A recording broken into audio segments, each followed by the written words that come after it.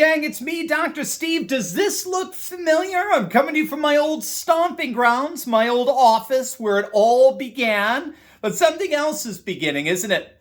And that's Kari Lake's absolute bombshell of a case against the single most corrupt Secretary of State in the nation, Katie Hobbs. We've got some great news. Kari Lake has won the preliminary stages of her lawsuit. Maricopa County Superior Court Judge Peter Thompson has approved of Kari Lake's request to have ballots inspected as she prepares for her trial in her ongoing challenge to Katie Hobbs. As I understand it, Arizona law provides for a candidate challenging an election result to call for a ballot inspection to prepare for the suit, and the judge granted 3 of Lake's 4 demands. He's allowing the inspection of 50 random ballot-on-demand printed ballots, 50 random early ballots, and 50 random ballot-on-demand ballots marked spoiled. The one request he denied, for whatever reason, is that they would not be allowed to examine 50 random early ballot envelopes, which for me is unfortunate because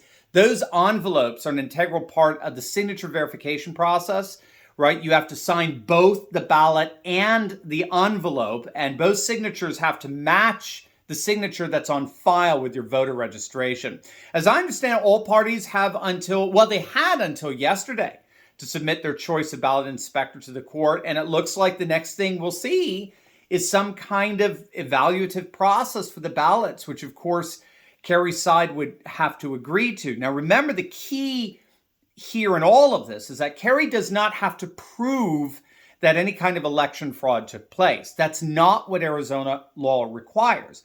All one has to do is show that there were irregularities, mishaps, mistakes, omissions, or other issues that bring the election outcome into doubt. In other words, all one has to do is to show that there were fallible, faulty issues during the electoral process, and then show how that fallibility could, and that's key, could have inordinately affected the outcome of the election. That's it. That's Kari Lake's case in a nutshell, as I understand it. She doesn't have to prove that there was any fraud or any intentional mismanagement or any other shenanigans going on. All she has to do is show that there were indeed a number of fallible mishaps, irregularities, and other issues that potentially affected the outcome of the election. And this is precisely what her lawsuit does. And so with this win, Kari Lake can now examine the integrity of several facets of the election. So first and foremost, of course, they can look at the signatures on the mail-in ballots for signature verification. That's one of the issues, one of the main issues she's raised in her lawsuit. Her suit alleges that Maricopa County officials, election officials, failed to properly vet tens of thousands of signatures on their ballots, and then included those failed vetted signatures, ballot signatures, into the vote total. This coming from eyewitness testimony. That eyewitness testimony is alleging that workers threw out thousands of mismatched signatures, but that was overturned by somebody higher up in the supervisory chain. So according to this eyewitness testimony, there's a bit of a mystery to be solved here as to who that person was calling those shots. Now, for me, the big question is whether this process of examination will allow Kari Lake's team to be able to verify the chain of custody involved in these sample ballots. And that's a huge part of her lawsuit. Kari Lake's attorneys are alleging that Maricopa County officials violated Arizona chain of custody laws for hundreds of thousands of mail-in ballots, okay? The key here is that with no chain of custody, then there's no way to tell whether over 300,000 ballots cast in Maricopa County are legal ballots. And again, this is key, you're just trying to establish irregularities so as to cast doubt on enough ballots so as to issue a runoff or even an overturning the election.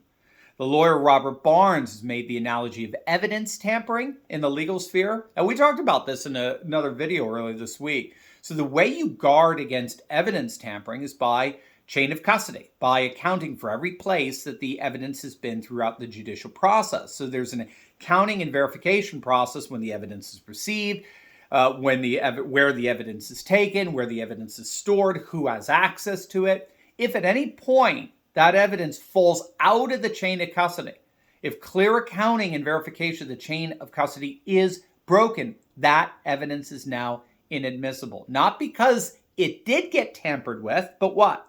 Because it could have been tampered with. And that's the heart of Kari Lake's case, as I understand it.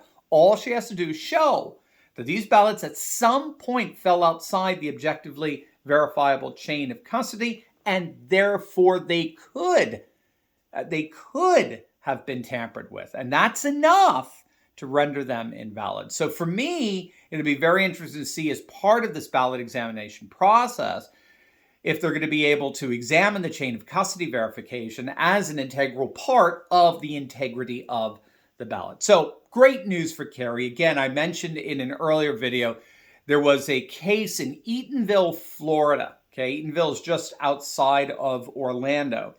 There was a case just a few months back where a judge actually ordered that a sitting councilman be removed from office 20 months after he was sworn in, precisely because of the evidence of voter fraud. The judge ruled that a fellow by the name of Taras Muck had to vacate a seat on the Eatonville Town Council and give it to his challenger, precisely because the judge saw enough evidence of voter fraud. So the judiciary does move at its own tempo, but the results can be amazing. So we'll keep a really, really, really close eye on what's coming up next for Kari.